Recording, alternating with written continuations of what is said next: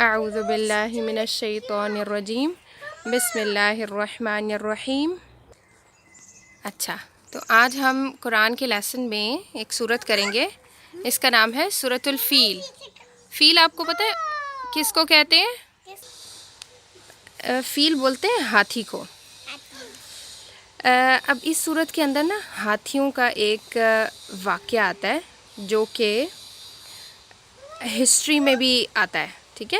آپ صلی اللہ علیہ وسلم کی پیدائش کے کچھ سال پہلے یہ واقعہ ہوا تھا، اور جب آپ صلی اللہ علیہ وسلم کے دادا، آپ کو یاد ہے نا عبد المطلب، جو آپ صلی اللہ علیہ وسلم کے دادا تھے، ان کے ٹائم میں یہ واقعہ پیش ہوا تھا، ٹھیک ہے۔ ان کے ٹائم میں یہ واقعہ ہوا تھا۔ اب آپ کو پتہ ہے نا، جیسے حضرت عبد المطلب جو ہیں وہ مکہ میں رہتے تھے، تو مکہ میں سب سے اہم چیز کیا ہے؟ اللہ تعالیٰ کا گھر۔ اللہ تعالیٰ کا گھر ہے۔ اب یہ اللہ تعالیٰ کا جو گھر ہے نا، یہ کوئی آپ صلی اللہ علیہ وسلم کے پیدا ہوتے ہوئے نہیں بنا، بلکہ یہ بہت صدیوں سے، بہت حضرت ابراہیم علیہ السلام نے اس کو بنایا تھا اپنے بیٹے کے ساتھ مل کے۔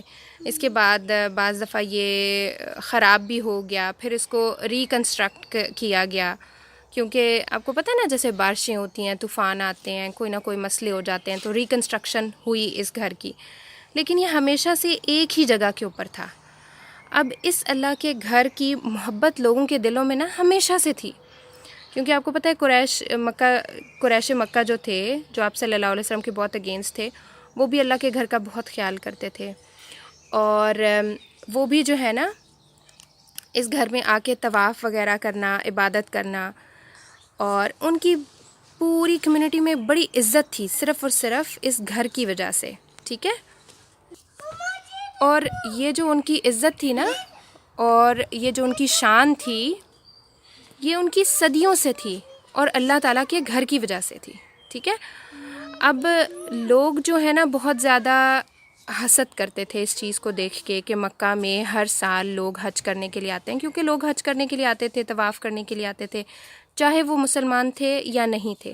حج کی پریکٹس اور جو حج کا مہینہ ہوتا ہے نا، اس میں آنا اور اس گھر میں آ کے عبادت کرنا، ایون مشرکین بھی یہ کام کیا کرتے تھے۔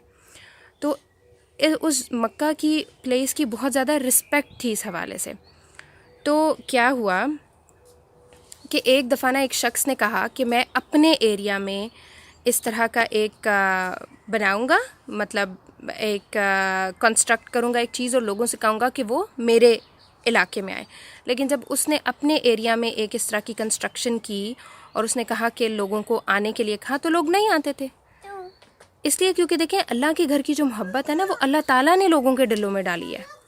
اب کوئی بھی اور پلیس بے شک بن بھی جائے، تب بھی لوگ اس کی طرف اس طرح سے اٹریکٹ نہیں ہوتے، نہیں جاتے، ٹھیک ہے۔ تو اس نے جب یہ دیکھا کہ اب بھی لوگ مکہ ہی جا رہے ہیں، اللہ کے گھر ہی جا رہے ہیں، تو اس نے کیا کیا، اس نے ایک پلان کیا، اور اس نے اس پلان میں یہ کیا کہ ہاتھیوں کا ایک بہت بڑا لشکر تیار کیا، اور اس کا نام تھا ابرہہ، وہ نا اس کا لیڈر تھا، ابرہہ اس لشکر کا لیڈر تھا، اور اس نے ہاتھیوں کا بہت بڑا ایک لشکر تیار کیا، اور اس میں لوگ بھی تھے، اور وہ کیا کرنے آ رہا تھا، وہ اللہ تعالیٰ کے گھر کو گرانے آ رہا تھا، ختم کرنے آ رہا تھا۔ کتنی بری بات ہے۔ ہاں، وہ اللہ تعالیٰ کے گھر کو گرانے آ رہا تھا، اور اس میں پھر اس نے کیا کیا کہ جو مکہ والے تھے نا، انہوں نے ڈیفینڈ نہیں کیا، ٹھیک ہے۔ مکہ والوں میں سے کسی نے بھی ڈیفینڈ نہیں کیا، کیونکہ وہ بہت ہی طاقتور لشکر تھا۔ مکہ والوں کو احساس ہو رہا تھا کہ شاید وہ اس کا مقابلہ نہیں کر سکتے اور ڈیفیٹ نہیں کر سکتے، ٹھیک ہے۔ تو حضرت عبد المطلب جو ہے نا، جو آپ صلی اللہ علیہ وسلم کے چچا تھے، انہوں نے کہا کہ اللہ تعالیٰ سے انہوں نے دعا کی، اور انہوں نے کہا کہ دیکھو بھئی، ہم اتنے بڑے لشکر کا مقابلہ نہیں کر سکتے، یہ گھر آپ کا ہے، اس کی حفاظت کرنا آپ کا ذمہ ہے، ٹھیک ہے۔ اللہ تعالیٰ سے کہا کہ یہ گھر آپ کا ہے اور آپ ہی اس کی حفاظت کریں۔ تو اللہ تعالیٰ نے کیا کیا کہ جب وہ ہاتھیوں کا لشکر آیا، مکہ تک پہنچ گیا، جب وہ خانہ کعبہ کے قریب تھا، تو اللہ تعالیٰ نے اوپر سے نا ایک پرندوں کا جھنڈ بھیجا، اور ایسے پرندے کسی نے پہلے دیکھے نہیں تھے، ٹھیک ہے۔ ان کو بولتے ہیں ابابیل، طیرن ابابیل، ابابیل ان پرندوں کا نام ہے، اور وہ ان سے پہلے کسی نے دیکھے نہیں تھے۔ ان پرندوں کو بھیجا، اور ان پرندوں کے منہ کے اندر نا ایک کنکری تھی، یعنی چھوٹے چھوٹے پتھر ٹائپ چیزیں تھیں، اور ان پتھروں کے اندر کے اوپر اللہ تعالیٰ نے نام لکھے ہوئے تھے، یعنی وہ جو پتھر تھے وہ نیمڈ تھے، اور وہ پتھر جب آسمان سے نیچے گرتا تھا تو وہ جس کا نام لکھا ہوتا تھا اسی شخص کے اوپر جا کے لگتا تھا، اور وہ اتنا سا پتھر گرتا تھا اور بندہ مر جاتا تھا۔ ایگزیکٹلی وہ بندہ جو ہے وہ مر جاتا تھا، اور پھر اللہ تعالیٰ نے اس پورے لشکر کو، ابرہا کا جو لشکر تھا، اس سب کو تباہ کر دیا، اور وہ ایسے ہو گیا جیسے گھاس پھوس کا ہوتا ہے نا جب ہم گراس کٹنگ کرتے ہیں اور جو کوڑا بچ جاتا ہے، بالکل ایسے وہ ہو گئے، ٹھیک ہے، اسکیلیٹن بن گئے۔ اسکیلیٹن نہیں بن گئے، مطلب بالکل بیکار سی چیز نہیں ہوتی جس طرح، اس طرح وہ بن گئے۔ تو اب ہم اس سورت کو پڑھتے ہیں جس سورت میں یہ پوری سٹوری ہمیں ملتی ہے، ٹھیک ہے۔ اس میں ہے کہ الم تر کیف فعل ربک باصحاب الفیل، اللہ تعالیٰ کہتے ہیں دیکھو ہاتھیوں والوں کے ساتھ کس طرح کا سلوک ہوا۔ اب دیکھیں مکہ والوں کو پتہ تھا کہ ہاتھیوں والوں کے ساتھ کس طرح کا سلوک ہوا، کیونکہ تھوڑے سال پرانی بات تھی، اور اللہ تعالیٰ نے ان کی جو ایک چال تھی اس کو کیسے ناکام بنا دیا۔ پھر اللہ تعالیٰ نے ان کی چال کو کیسے ناکام کیا، وَأَرْسَلَ عَلَيْهِمْ طَيْرًا أَبَابِيلَ، کہ اللہ تعالیٰ نے جو پرندے تھے نا وہ بھیجے، اور پرندوں کے پاس کنکریاں تھیں، یعنی چھوٹے چھوٹے پتھر ہوتے ہیں نا وہ تھے، اور ان کے نام لکھے ہوئے تھے، اور پھر فَجَعَلَهُمْ كَعَصْفٍ مَأْكُولٍ، کہ پھر ان کو بیکار سی ایک چیز بنا کے اللہ تعالیٰ نے رکھ دیا، جیسے گندم کا بھوسا ہوتا ہے نا، بھوسا جو اس کا گندم جب صاف وغیرہ کر کے تو جو اس کا ویسٹ مٹیریل بچ جاتا ہے، وہ اس کے جیسے اللہ تعالیٰ نے ان کو کر دیا، کیونکہ وہ اللہ تعالیٰ کا گھر توڑنا چاہتے تھے، تو اللہ تعالیٰ نے ان کی تمام جو کوششیں تھیں اس کو ناکام کر دیا، ٹھیک ہے۔ اب ہم چلتے ہیں سیرہ پہ۔ سیرہ پہ، ایگزیکٹلی۔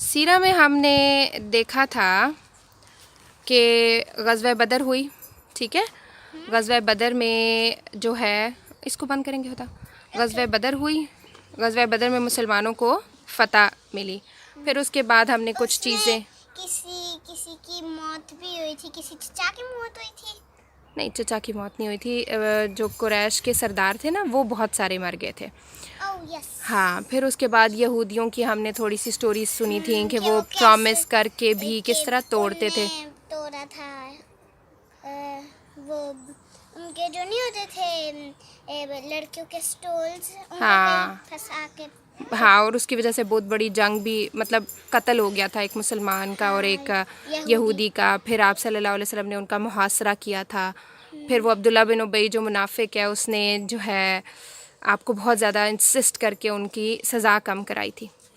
بہرحال یہ سارے قصے چل رہے تھے۔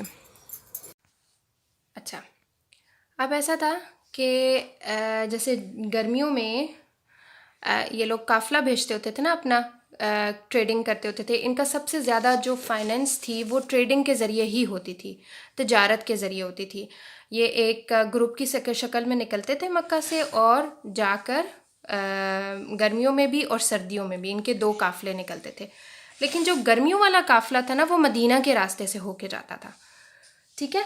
تو اب انہوں نے، ظاہر ہے انہوں نے، گرمیاں آ گئی تھیں، انہوں نے اپنا ایک قافلہ بھیجنا تھا جو کہ تجارت کرنے کے لیے، لیکن وہ گزرنا کہاں سے تھا، وہ مدینہ سے گزرنا تھا۔ اب اگر مدینہ کے راستے سے گزرتا تو آپ صلی اللہ علیہ وسلم نے جگہ جگہ پہ اپنے صحابہ کو کہا تھا کہ نظر رکھیں، کوئی بھی اگر مکہ کی طرف سے آتا ہے تو اس کی جو بھی پیش قدمی ہوگی اس کے بارے میں انہوں نے پوچھنا تھا، خبر رکھنی تھی۔ اب یہ ہوا کہ انہوں نے مکہ والوں نے یہ سوچا کہ اگر تو ہم مدینہ کے راستے سے جاتے ہیں تو خطرے سے خالی نہیں ہیں، تو انہوں نے کیا کیا کہ انہوں نے نا ایک لمبا روٹ چوز کیا جس سے وہ گزرتے، لیکن وہ مدینہ کے سائیڈ سے ہو کے گزرتے، وہ مدینہ کا راستہ انہوں نے نہیں لیا، پھر وہ ان کو لمبا راستہ بہت پڑنا تھا، تو انہوں نے ایک اور راستہ چوز کیا، ٹھیک ہے۔ اس میں اب جو انہوں نے اس قافلے کا سردار ہے وہ سفیان کو بنایا تھا، ٹھیک ہے، صفوان ابن امیہ ہے جن کو انہوں نے اس قافلے کا لیڈر بنایا, ہیڈ بنایا. اوکے, اب ظاہر ہے وہ ایک ان یوزول وے تھا جس کو انہوں نے چوز کیا جانے کے لیے, تجارت کے لیے. تو اس کے لیے ان کو ایک گائیڈ چاہیے تھا. انہوں نے ایک گائیڈ رکھا جس کا نام تھا فرات. اب یہ جو ساری خبر ہو رہی تھی نا, یہ آپ صلی اللہ علیہ وسلم تک پہنچ گئی. ہاں بھائی, اس طرح سے انہوں نے ایک تجارتی قافلہ بنایا ہے جو کہ اس راستے سے جائے گا. آپ صلی اللہ علیہ وسلم نے حضرت زید ابن حارثہ کو بھیجا, ان کی قیادت میں ایک لشکر بنایا اور اس کو بھیجا, اور انہوں نے جا کے وہ جو قافلہ جا رہا تھا اس کے اوپر حملہ کر دیا. اس سے بہت سارا مال غنیمت بھی ملا ان کو, اور انہوں نے کچھ لوگوں کو قید بھی بنا لیا اپنے, جس میں سے فرات بھی تھا جو کہ گائیڈ تھا ان کا. یاد ہے نا, گائیڈ تھا. تو وہ جو گائیڈ تھا وہ جب آیا آپ صلی اللہ علیہ وسلم کے پاس تو اس نے اسلام قبول کر لیا. یہ ایک بہت بڑی کامیابی تھی مسلمانوں کی, ٹھیک ہے, کیونکہ آپ کو پتہ ہے نا مکہ والوں کے پاس تو فائنینس کوئی نہیں تھی. تو اب یہ جو چیزیں ہیں یہ فائنینشلی اسٹرانگ کر رہے تھے. جو مکہ والوں نے ظلم کیا مسلمانوں کے پاس 13 سال, تو اب ان کو اس کے خمیازے بھگتنے پڑ رہے تھے, ٹھیک ہے. اب اس کے بعد دیکھیں بدر ہوا, بدر کے بعد بھی چھوٹے چھوٹے واقعات ہوتے رہے. پھر اس کے بعد یہ والا جو سریہ زید بن حارثہ ہے, اس سے بھی ان کو بہت زیادہ لاس ہوا. اب انہوں نے کہا کہ کوئی نہ کوئی ایک مارکا تو ہوگا ہی ہوگا جس سے ہم نے مسلمانوں کو ختم کر دینا. اب انہوں نے نا ایک لشکر بنانا شروع کیا, اور اس لشکر میں انہوں نے آگے پیچھے کے جو قبائل تھے نا, یعنی جو مکہ کے ارد گرد رہتے تھے قبائل, ان سے بھی ہیلپ لی, اور 3000 پیپل انہوں نے بنائے, اور اس پورے لشکر کے ساتھ انہوں نے مسلمانوں کو ختم کرنے کا ارادہ تھا ان کا, ٹھیک ہے. پر کیسا ارادہ تھا؟ ان کا ارادہ یہ تھا کہ وہ مسلمانوں کو اور آپ صلی اللہ علیہ وسلم کو ختم کر دیں, ٹھیک ہے, کیونکہ ان کو بہت زیادہ لاس ہوا ہے, ان کے بہت زیادہ لوگ مرے ہیں, ان کے جو فائنینس تھی وہ بہت ویک ہوئی ہے اس پورے ٹائم میں. تو اس لیے وہ چاہ رہے تھے کہ اب ہم اسلام کا کام ختم کر دیں. اس میں ان کے بہت زیادہ بڑے بڑے سردار بھی تھے, جیسے ابو سفیان, جیسے اکرمہ, صفوان, اور ایک اور نام ہے خالد بن ولید کا, ٹھیک ہے. یہ بہت مین لوگ تھے جو کہ اس لشکر کے اندر شامل تھے, اور انہوں نے جنگ کرنے کا فیصلہ کیا. اب یہ ساری جو پلاننگ وہ لوگ کر رہے تھے نا, تو اس ساری کی خبر کس کو پہنچ گئی؟ حضرت عباس کو. وہ اس کی ساری ڈیٹیلز لے رہے تھے کہ ہاں کیا تھا کیا نہیں, کیونکہ آپ کو پتہ ہے نا حضرت عباس مکہ میں ہی تھے, اور انہوں نے اپنا اسلام لوگوں کے اوپر ڈکلیئر نہیں کیا تھا. تو انہوں نے یہ ساری چیزیں ایک خط میں لکھ کے نا آپ صلی اللہ علیہ وسلم کو بھیج دی, ٹھیک ہے. اب کیا ہوا کہ آپ صلی اللہ علیہ وسلم کو جب ان ساری باتوں کا پتہ چلا, تو آپ صلی اللہ علیہ وسلم نے بھی سوچا کہ اب ہمیں بھی کوئی نہ کوئی لشکر تیار کرنا چاہیے, ٹھیک ہے, کیونکہ انہوں نے ظاہر ڈیفینڈ تو کرنا تھا. وہ لوگ نکل چکے تھے مکہ سے آپ صلی اللہ علیہ وسلم کو ختم کرنے کے لیے, صحابہ کو ختم کرنے کے لیے. تو اب آپ صلی اللہ علیہ وسلم نے بھی کوئی اقدام کرنا تھا, کوئی سٹیپ لینا تھا. اب آپ صلی اللہ علیہ وسلم نے لوگوں کو تیار کیا, اور جو مکہ والے تھے نا وہ آ کر, ایک پہاڑ ہے اس کا نام ہے احد, اس کے پاس آ کے نا انہوں نے اپنا پڑاؤ ڈال لیا. اب ظاہر ہے اگر وہ لوگ مدینہ کے اندر آ کر آپ صلی اللہ علیہ وسلم سے مقابلہ کرتے ہیں تو فور شور تھا کہ وہ لوگ ہار جائیں گے, ٹھیک ہے. اب اس ساری چیز کے پیش نظر آپ صلی اللہ علیہ وسلم نے نا مشورہ کیا, ٹھیک ہے. مشورہ کیا کیا آپ صلی اللہ علیہ وسلم نے؟ تمام مسلمانوں کو اکٹھا کیا, ان سے مشورہ کیا کہ کیا ہمیں مدینہ سے باہر جا کے جنگ کرنی چاہیے, یا پھر مدینہ کے اندر رہ کے جنگ کرنی چاہیے. تو اب اس میں 2 گروپس بن گئے مسلمانوں کے. کچھ لوگ کہہ رہے تھے ہم نے مدینہ کے باہر جا کے جنگ کرنی ہے, کچھ کہہ رہے تھے ہم نے مدینہ کے اندر رہ کے جنگ کرنی ہے, ٹھیک ہے. اب اس میں مدینہ کے اندر رہ کے جنگ کرنے والوں کا جو پوائنٹ آف ویو تھا, اس میں آپ صلی اللہ علیہ وسلم بھی کہہ رہے تھے ہمیں مدینہ کے اندر رہ کے جنگ کرنی چاہیے, جس میں ہمارے ساتھ تمام مدینہ والے لوگ شامل ہوں گے, اور خواتین بھی جو ہیں چھتوں کے اوپر چڑھ کے تو اس مارکے کے ساتھ ہماری ہیلپ فل ہو سکتی ہیں. تو اس سے کیا ہوگا کہ مکہ والوں کو شکست ہو جائے گی. تو ایک یہ اوپینین تھا جس میں آپ صلی اللہ علیہ وسلم کا یہ اوپینین تھا, اور عبداللہ بن ابی کا بھی اوپینین یہی تھا. یاد ہے نا, منافق, وہ اسلام لے آیا تھا, لیکن وہ صرف منہ سے اسلام لے کے آیا تھا. اب اس کا یہ پوائنٹ آف ویو کیوں تھا؟ کیونکہ وہ چاہ رہا تھا کہ میں جنگ میں حصہ نہ لوں, ٹھیک ہے. اب وہ مسلمان تو ہو گیا, غنیمت لینے کے لیے تو وہ آ جاتا تھا، لیکن جنگ کے لیے اس کا دل نہیں تھا کہ وہ اس جنگ میں حصہ لے. تو اس طرح سے ایک یہ اوپینین ہوا. اور دوسرے جو صحابہ تھے ان کا کیا اوپینین تھا کہ ہم باہر جا کے جنگ لڑیں، کیونکہ کچھ ایسے صحابہ تھے نا، آپ کو پتہ ہے، جو غزوہ بدر میں شرکت نہیں لے سکے. ان کا ایمان ان کو پرووک کر رہا تھا کہ نہیں ہم نے جانا ہے اور ہم نے لڑنا ہے، اور بڑا ان کے اندر جوش تھا. اور انہوں نے آپ صلی اللہ علیہ وسلم کو اتنا انسسٹ کیا کہ آپ صلی اللہ علیہ وسلم مان گئے، ٹھیک ہے بھائی تم لوگ چاہتے ہو تو ہم باہر جا کے جنگ کر لیں گے، ٹھیک ہے. اس کے بعد اب پھر تیاری شیاری شروع ہوئی کہ انہوں نے لشکر بنانا ہے، اور آپ صلی اللہ علیہ وسلم نے وہ جو جنگ والا زرہ اور تلوار یہ سب لی اور باہر نکلے. اور نبی صلی اللہ علیہ وسلم نے تو لڑکیوں کی طرح لمبے والے وائٹ والے ڈریسز نہیں پہنے ہوتے اور سر پہ وہ ایک ہوتا ہے. وہ لڑکیوں کی طرح ڈریسز نہیں ہوتے بیٹا، وہ ہر جگہ کا اپنا ٹرینڈ ہوتا ہے نا. آپ دیکھیں اٹلی کے لوگ پینٹ شرٹس پہنتے ہیں، پاکستانی قمیص شلوار پہنتے ہیں، ہر جگہ کے اپنے ٹریڈیشنل ڈریسز ہوتے ہیں نا. تو عربی جو ہوتے ہیں وہ لمبے لمبے ان کے جبے ٹائپ ہوتے ہیں. وہ تو وہی پہنے ہوں گے، کیونکہ میں نے جب دیکھا ہے عربی بندوں کو تو وہ ادھر وائٹ اور ایک سر پہ ایک وہ ہوتا ہے اور پھر ہاں ہیڈ ہوتا ہے. ہاں ہیڈ کور کیا ہوتا ہے، یہ ان کا ٹریڈیشنل ایک وہ ہے نا. تو میرا خیال ہے نبی صلی اللہ علیہ وسلم نے بھی وہی پہنا ہوا تھا وائٹ سا. اور وہ اب یہ نہیں مجھے پتا ہوتا بیٹا، وہ تو تہبند بھی باندھتے تھے آپ صلی اللہ علیہ وسلم کو، پتہ نا؟ دھوتی. ہاں دھوتی ہوتی ہے، تہبند بولتے ہیں نا اس کو، وہ بھی باندھتے تھے. بہرحال مسلمان ریڈی ہو گئے. اور اب مسلمانوں کی کتنی تعداد تھی؟ 1000 پیپل تھے مسلم، ٹھیک ہے، اور 3000 مکہ والے تھے. تو 2000 پیچھے تھے. ہاں 2000 وہ زیادہ تھے مسلم سے جو کافر تھے. اب اس میں کیا ہوا کہ یہ لوگ نکلے یہاں سے، اب جانا شروع ہوئے. اب جب ایک ایسا پوائنٹ آیا نا جس میں مسلمانوں کا لشکر کفار دیکھ سکتے تھے، اس ٹائم پہ عبداللہ بن ابی بھی ساتھ تھا آپ صلی اللہ علیہ وسلم کے. اس نے کیا کیا کہ اپنے 300 لوگوں کو لے کے الگ ہو گیا.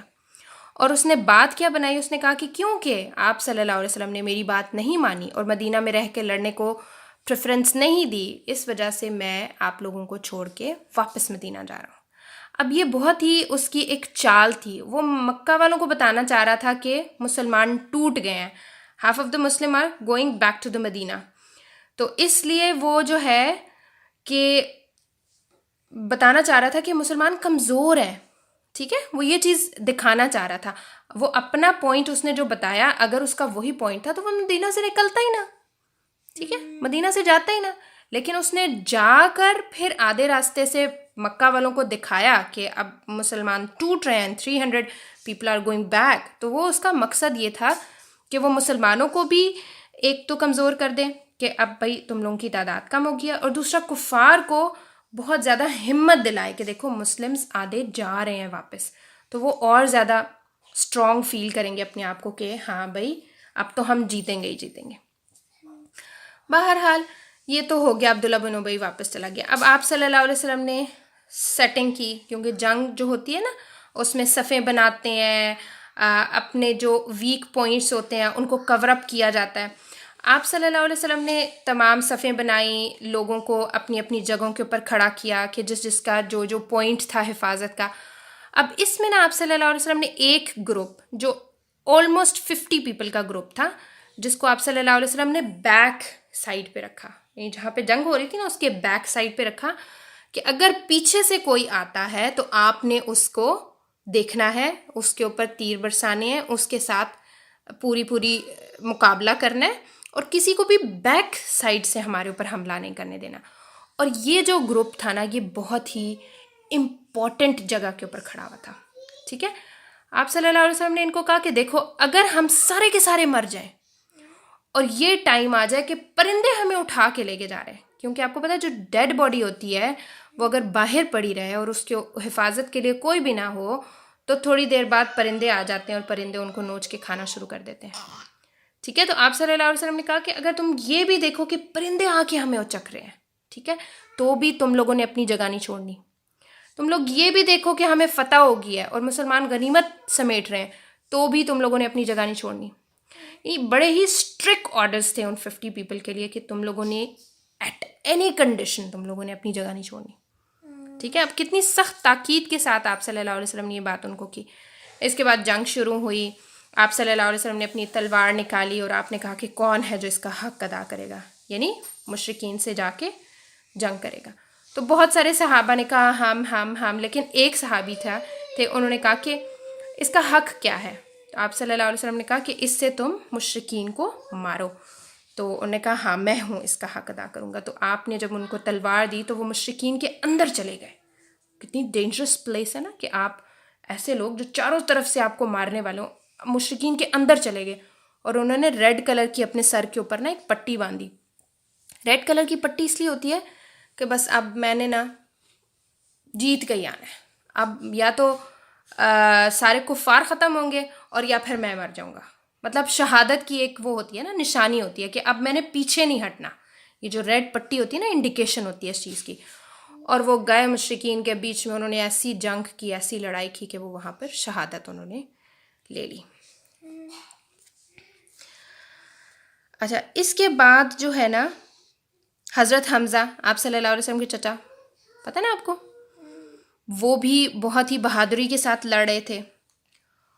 اور کیا ہوا کہ حضرت حمزہ نا بہت تلوار چلاتے جا رہے تھے, لوگوں کو مارتے جا رہے تھے. اب اس میں نا ایک ہمارے پاس قصہ آتا ہے, وہ یہ کہ ایک شخص تھا, اس کا غلام تھا, وحشی نام تھا اس کا. ٹھیک ہے, اس وحشی کو اس کے سردار نے کہا, اس کے آقا نے کہا کہ اگر تم حمزہ رضی اللہ عنہ کو شہید کر دو گے تو میں تمہیں آزاد کر دوں گا. تو اب ایک غلام کے لیے بہت بڑی بات ہوتی ہے کہ اس کو فریڈم مل جائے, آزادی مل جائے. ٹھیک ہے, تو اس نے کہا کہ میں پوری جنگ میں تاک لگائے, یعنی چھپ چھپ کے دیکھتا رہا کہ حمزہ رضی اللہ عنہ کیا کر رہے ہیں, کہاں ہیں. تو حضرت حمزہ کے سامنے جو بھی آتا نا, اب اس کو فوراً سے ٹائم نہیں دیتے تھے, اس کو مار دیتے تھے.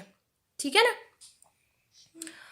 تو وہ کہتے ہیں میں تاک میں تھا, میں دیکھ رہا تھا کہ مجھے کوئی ایسا پوائنٹ ملے جس میں میں حضرت حمزہ کا جو ہے نا کام کر دوں.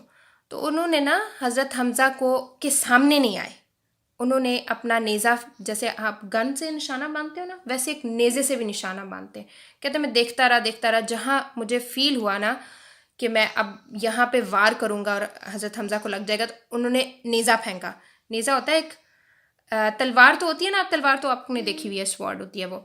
نیزہ ہوتا ہے, اس کے پیچھے ایک لکڑی کی ٹائپ سی چیز لگی ہوئی ہوتی ہے. ہاں, آگے سے پنتا ہوتا ہے, اس کا بڑا پنتا فریس کا ہوتا ہے. ہاں, وہ نیزہ اس نے حضرت حمزہ کی طرف پھینکا اور حضرت حمزہ کے نا اس سائڈ پہ لگا, بیلی کے آگے پیچھے. تو اب حضرت حمزہ کیونکہ وہ آر پار ہو گیا نا, ایک سائڈ سے گیا, دوسری سائڈ سے نکل گیا. تو حضرت حمزہ نے کوشش کی کہ وہ ڈیفینڈ کریں, کھڑے ہوئے, لیکن ظاہر ہے نہیں کر پائے کیونکہ ان کی بس ہو گئی تھی اس کے بعد. تو اسی درد میں پھر وحشی نے آپ کو چھوڑ دیا, حضرت حمزہ کو. اور جب حضرت حمزہ شہید ہو گئے, ان کی جان نکل گئی, تو پھر اس نے آ کے اپنا نیزہ نکالا, کیونکہ اس کی ہمت نہیں تھی اتنی کہ وہ سامنے حضرت حمزہ کے آتا, کیونکہ حضرت حمزہ بہت ہی طاقتور انسان تھے. ٹھیک ہے. اچھا, اس طریقے سے حضرت آپ صلی اللہ علیہ وسلم کے جو چچا ہیں حضرت حمزہ, ان کی شہادت ہو گئی. تو پرندے آ کے پرندوں نے ان کو کھا لیا؟ نہیں, یہ بیٹا ان کو مثال دی تھی کہ ایک چیز کی اہمیت بتانے کے لیے کہ کوئی بھی مسئلہ ہو جائے, آپ لوگوں نے جو ہے نا وہ نہیں چھوڑنا, میں اپنا پوائنٹ نہیں چھوڑنا. ٹھیک ہے. اس کے بعد ایک اور صحابی ہیں جن کا نام آپ کے بھائی کے نام پہ ہے, حنظلہ. وہ جو صحابی ہیں نا, ان کو بھی جب جنگ کی کال ہوئی تو وہ گھر میں جس سچویشن میں تھے نا, وہ باہر نکل آئے. کیا مطلب؟ مطلب گھر میں کبھی انسان سو رہا ہوتا ہے, کبھی کھا رہا ہوتا ہے, کبھی بہت سارے کام ہوتے ہیں جو گھر میں بندہ کرتا ہے نا. تو وہ جھاڑو مارنا, باتھ روم جانا, نہانا. ہاں, تو بس وہ ان کا بھی ایسا ہی پوائنٹ تھا کہ بچوں کے ساتھ کھیلنا. ہاں, ان کا بھی ایسا ہی پوائنٹ تھا کہ ان کو نہانا تھا. ٹھیک ہے. لیکن وہ اس پوائنٹ میں بس جیسی جنگ کی کال آئی, انہوں نے نہ دیر نہیں لگائی اور وہ مطلب نکل آئے گھر سے, اور انہوں نے جنگ کی اور انہوں نے لڑائی کی اس طریقے کے ساتھ کہ پھر ان کو شہادت نصیب ہو گئی. تو ویسے بھی خون تو لگا ہی ہوگا نا ان کی. ظاہر ہے جب بندہ شہید ہوتا ہے تو پھر خون تو لگتا ہے. تو پھر ان کو اچھے سے نہانا تھا, اور ان کو پتہ کس نے نہلایا؟ پھر کس نے؟ ان کو فرشتوں نے نہلایا. فرشتہ آ کے نہلایا. فرشتوں نے ان کو نہلایا. اس میں اے کرنے والی کون سی بات ہے؟ فرشتوں نے نہلایا. ان کو نہلانے کی نہانے کی ضرورت تھی نا. کیوں کیا ہو کہ یہاں پیچھے سے بھی خون لگ گیا؟ یہ تو بیٹا اب اتنی ڈیٹیلز تو نہیں ہوتی نا سیرہ میں، لیکن بہرحال ان کو نہانے کی ضرورت تھی. انہیں فرشتوں نے آ کے نہلایا، اور جب مسلمانوں نے ان کو دیکھا نا ایٹ دی اینڈ، تو آپ صلی اللہ علیہ وسلم کو تو وہی سے سب کچھ پتہ چل جاتا ہے. تو آپ صلی اللہ علیہ وسلم نے بتایا کہ یہ جو ہیں ان کو فرشتے ابھی غسل دے کے گئے ہیں، اور اس وجہ سے ان کا نام کیا، جو ایک تو ریل نیم ہوتا ہے نا اور ایک لقب ہوتا ہے، ان کا لقب تھا غسیل الملائکہ، جن کو فرشتوں نے غسل دیا ہے. اچھا یہ ہو گیا. اب جنگ میں مسلمانوں نے اس طرح کا اپنا جذبہ دکھایا اور اس طرح سے لڑے کہ مشرکین بھاگنا شروع ہو گئے میدان چھوڑ کے. اب مشرکین جب شکست کھا کے بھاگنا شروع ہو گئے تو جو مسلمان لوگ تھے انہوں نے غنیمت جمع کرنی شروع کر دی. اب وہ جو دستہ آپ کو یاد ہے نا 50 پیپل کا گروپ تھا، آپ صلی اللہ علیہ وسلم نے کہا تھا کہ آپ نے اپنی پوزیشن نہیں چھوڑنی. ان میں سے آلموسٹ 40 لوگ اپنی جگہ چھوڑ گئے اور انہوں نے کہا کہ ہم جو ہے وہ غنیمت کا مال جا کے لیں گے. انہوں نے 40 لوگوں نے اپنی جگہ چھوڑ دی، جو کہ اس جنگ کی سب سے بڑی مسٹیک تھی، سب سے بڑی مسٹیک. اور 4 میری فیملی تھی، شاید 4 میری فیملی تھی جو لڑنے شروع ہوگی. اس کا مطلب 10 بچے. ہاں، ان میں سے ان کا ایک لیڈر تھے جن کا نام تھا عبداللہ، اور ان کے ساتھ 9 اور لوگ موجود تھے جو کہ اپنی جگہ کے اوپر قائم رہے، جنہوں نے آپ صلی اللہ علیہ وسلم کی بات کی اور حکم کی تکمیل کی. اچھا اس میں کیا ہوا کہ جب مشرکین بھاگے نا تو حضرت خالد بن ولید، جو کہ اس ٹائم مسلم نہیں تھے، اس کے بعد وہ مسلمان ہوئے. خالد بن ولید رضی اللہ عنہ جو ہے نا وہ بیک سائڈ سے ہو کے انہوں نے مسلمانوں کے پیچھے سے حملہ کیا، جہاں پہ وہ دستہ گروپ کھڑا ہوا تھا. ٹھیک ہے، وہ آپ صلی اللہ علیہ وسلم نے ان کو بیک کی حفاظت کرنے کے لیے رکھا تھا نا، تو وہ بیک سائڈ پہ 10 لوگ تھے. اب 10 لوگوں کو تو آپ کو پتہ ہے شکست دینا اتنا مشکل نہیں ہوتا. اب حضرت خالد ابن ولید کے ساتھ جو گروپ تھا انہوں نے ان کو سب کو شہید کر دیا، 10 کے 10 لوگوں کو شہید کر دیا، اور وہ پیچھے سے انہوں نے حملہ کیا. نہیں، سب کے سب شہید ہو گئے. اب پیچھے کی سائڈ سے خالد ابن ولید نے حملہ کیا. ٹھیک ہے، اب سچویشن بڑی کرٹیکل ہو رہی ہے، اس کو دیکھیں اور امیجن کریں. بیک سائڈ سے خالد ابن ولید نے حملہ کر دیا اور انہوں نے زور سے آواز لگائی. تو جو مشرکین بھاگ رہے تھے ان کو پتہ چلا کہ ہاں مسلمانوں کے اوپر ایک سائڈ سے حملہ ہو چکا ہے.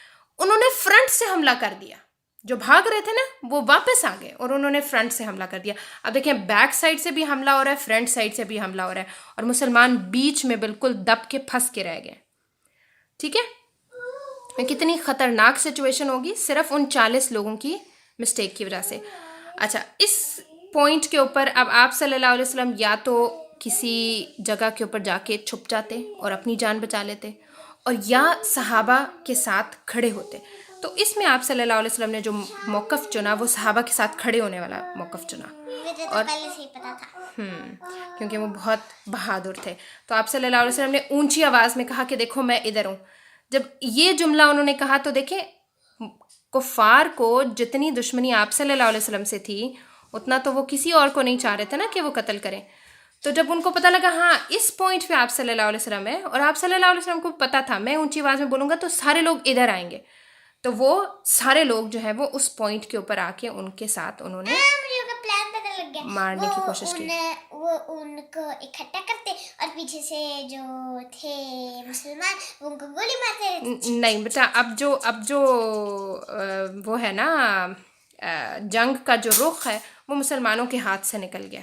پہلے مسلمان فتح میں آ رہے تھے، اب مسلمانوں کے ہاتھ سے تمام چیزیں نکل گئی تھیں. پھر کیا ہوا کہ پھر وہ آپ صلی اللہ علیہ وسلم کو جب انہوں نے پوائنٹ بنایا نا کہ ہم یہاں پر ہٹ کریں گے سارے، تو اب بہت سارے صحابہ تھے جو آپ کے آگے پیچھے آ رہے تھے، اور تیر انداز بھی تھے جو ان کے آپ کو پروٹیکٹ کر رہے تھے. تو اب تمام مسلمان اس چیز میں لگ گئے کہ وہ مشرکین کے ساتھ حملہ کریں، مشرکین کے اوپر حملہ بھی کریں اور آپ صلی اللہ علیہ وسلم کی پروٹیکشن بھی کریں. اور اسی میں آپ صلی اللہ علیہ وسلم کا ایک دانت مبارک ٹوٹ گیا، شہید ہو گیا. اور دانت ٹیتھ نہیں ہوتے ہمارے، ایک دانت ٹوٹ گیا. ٹھیک ہے، اور آپ صلی اللہ علیہ وسلم کے جو یہ چیک ہوتا ہے نا اس کے اندر کوئی نوکیلی چیز تھی، کیونکہ آپ کو پتہ ہے نا جو وہ پہنتے ہیں فیس کے اوپر بھی پہنتے ہیں، وہ ہوتے ہیں نا ان کے جو شیلڈ ہوتی ہے جو جنگ کے ٹائم پہنے جاتے ہیں، ان میں سے کوئی چیز تھی جو آپ کے ادھر گال کے اندر چبھ گئی تھی. اس کے علاوہ آپ کے کندھے پہ بہت گہری چوٹ آئی تھی جس کی وجہ سے 1 منتھ تک آپ کو اس کے اندر پین رہا تھا. اور اس کے علاوہ بھی بہت ساری اور چوٹیں بھی آپ صلی اللہ علیہ وسلم کو آئی تھیں. اچھا ان کا دل پہ نہیں کوئی ہارٹ اٹیک آ گیا. ہاں دل جو ہے وہ بچ گیا تھا کیونکہ انہوں نے زرہ پہنی ہوئی تھی نا. زرہ جو ہوتی ہے وہ شیلڈ ہوتی ہے نا، شیلڈ کو بولتے ہیں. تو وہ شیلڈ کی وجہ سے اس چیز کے اوپر جو ہے وہ بچت ہوگی تھی. اور ویسے بھی اللہ تعالیٰ نے ابھی آپ صلی اللہ علیہ وسلم سے بہت سے کام لینے تھے، اس لیے آپ صلی اللہ علیہ وسلم کی جو ہے شہادت نہیں ہو سکتی تھی اس ٹائم پہ، کیونکہ ابھی دین کو پہنچانے کا کام. جیسے میرے دادا کو بھی ہارٹ اٹیک آیا تھا. تو پھر اسی ساری سچویشن میں ایک اور کام یہ ہوا کہ کسی نے افواہ پھیلا دی کہ آپ صلی اللہ علیہ وسلم کی نا شہادت ہو گئی ہے. شہادت؟ ہاں، یعنی ڈیتھ ہو گئی ہے، شہادت ہو گئی ہے. تو اس میں اب مسلمان بہت زیادہ ٹوٹ گئے اور کچھ تو بالکل بیٹھ گئے. لیکن کچھ کہتے ہیں کہ جب آپ صلی اللہ علیہ وسلم نے ایک چیز کے پیچھے اپنی جان دے دی ہے تو ہم زندہ رہ کے کیا کریں گے. وہ اور زیادہ جوش کے ساتھ مشرکین سے لڑنا شروع ہو گئے. تو اب آپ دیکھیں اس سچویشن میں جب آپ کے فرنٹ سے بھی آپ کے اوپر وار ہو رہا ہے، آپ کے بیک سے بھی آپ کے اوپر وار ہو رہا ہے، مسلمانوں نے میدان جنگ نہیں چھوڑا. ٹھیک ہے، وہ لڑتے رہے، لاسٹ پوائنٹ تک لڑتے رہے، یہاں تک کہ مشرکین چھوڑ کے چلے گئے. مشرکین نے چھوڑ دیا آپ صلی اللہ علیہ وسلم کو اور آپ کے ساتھیوں کو، لیکن آپ لوگ بھاگے نہیں میدان جنگ ہے وہ.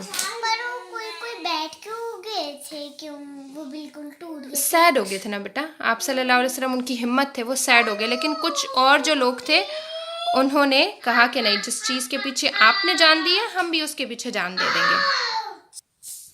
پھر ایک اور صحابی ہیں جو کہ لڑتے لڑتے شہید ہوئے تھے کہ ان کی باڈی سے نہیں پتہ چل رہا تھا، ان کی پہچان نہیں ہو رہی تھی. ٹھیک ہے، ان کی سسٹر نے جب ان کی باڈی دیکھی تو انہوں نے فنگرز سے پہچانا کہ ہاں یہ میرا بھائی ہے. ان کو 80 جگہ 80 پوائنٹس کے اوپر ان کو تلواریں لگی تھیں پوری باڈی میں. ان کے جو گھاؤ تھے، جو ان کے زخم تھے وہ 80 تھے اور تانتا اتنی زیادہ ان کو ہونے کے بعد پھر ان کو شہادت ہوئی اور ان کی پہچان بھی نہیں ہو رہی تھی. پھر مسلمانوں کو پتہ چل گیا کہ آپ صلی اللہ علیہ وسلم کی جو شہادت کی خبر ہے یہ جھوٹی ہے اور آپ صلی اللہ علیہ وسلم ابھی زندہ ہے. اب اس تو پھر جن کے ہاتھ ٹوٹے ہوئے تھے وہ پھر نارمل ہو گئے. مطلب ہاتھ کس کے ٹوٹے ہوئے تھے ہوتا؟ نہیں، ہارٹ، ہاں، جن کے ہارٹ ٹوٹ گئے تھے کہ آپ صلی اللہ علیہ وسلم کی ڈیتھ ہو گئی ہے، ہاں وہ پھر ٹھیک ہو گئے، وہ پھر ان کو بھی طاقت مل گئی بعد میں. اچھا، اس موقع کے اوپر نا میں بھی جنگ کرنا چاہتی ہوں. اب دیکھیں آپ کے اس سچویشن میں جب مسلمانوں کے اوپر ایک بہت مشکل وقت تھا نا کہ آگے سے پیچھے سے ہر طرف سے وار ہو رہے تھے، مسلمان شہید ہو رہے تھے. تو اس مشکل کے موقع پہ جب مسلمانوں نے ثابت قدمی دکھائی اور میدان جنگ چھوڑ کے نہیں بھاگے تو اللہ تعالیٰ نے پھر ان کی مدد کے لیے 2 فرشتے بھیجے.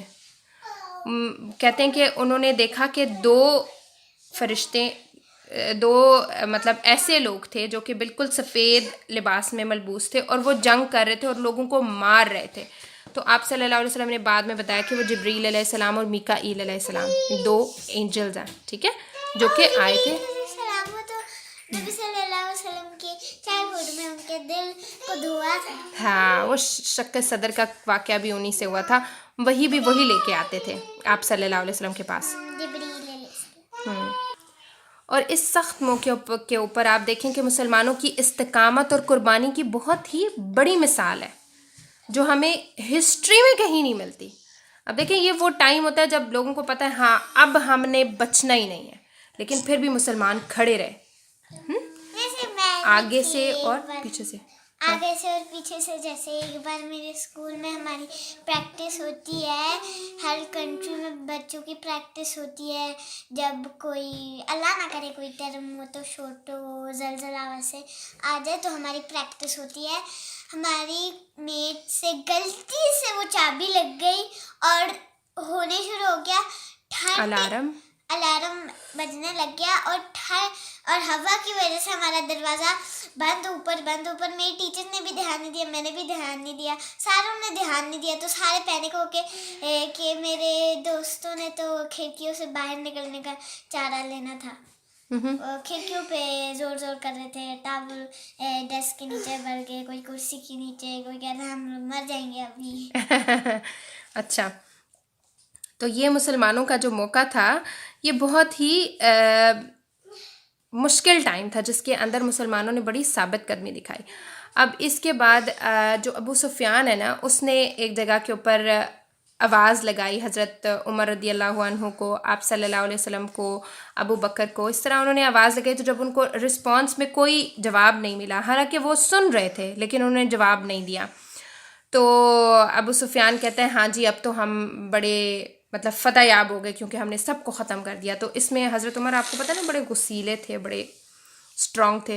वो कहते हैं कि तुमने जिन जिन को बुलाया ना सब खैर आफियत के साथ हैं, तो इसलिए ज़्यादा खुश होने की ज़रूरत नहीं है। तो उन्होंने कहा हाँ हमने तुम्हारे इतने इतने लोग मार दिए और ऐसे और वैसे। हज़रत उमर को वो कह रहे थे ना कि हमने आप लोगों को लेट डाउन कर दिया आज। तो हज़रत उमर कहते हैं कि देखो भाई, तुम्हारे जो मकतूलीन हैं यानी मुशरिकीन के जो लोग मरे हैं वो सारे जहन्नम में गए हैं, और हमारे जितने भी लोग शहीद हुए हैं वो सारे जन्नत में गए हैं। तो घाटे का सौदा तो अभी भी हमारा नहीं है, अभी भी हम जो है हमारा पलड़ा भारी ही है। बेशक हमने लोगों को, बहुत सारे लोगों को शहीद होते हुए मतलब हमारे बहुत ही कीमती लोग चले गए, लेकिन वो जन्नत में गए हैं। उस चीज़ का उनको बिलीव था, क्योंकि जो बंदा शहीद होता है ना वो डायरेक्ट जन्नत में जाता है।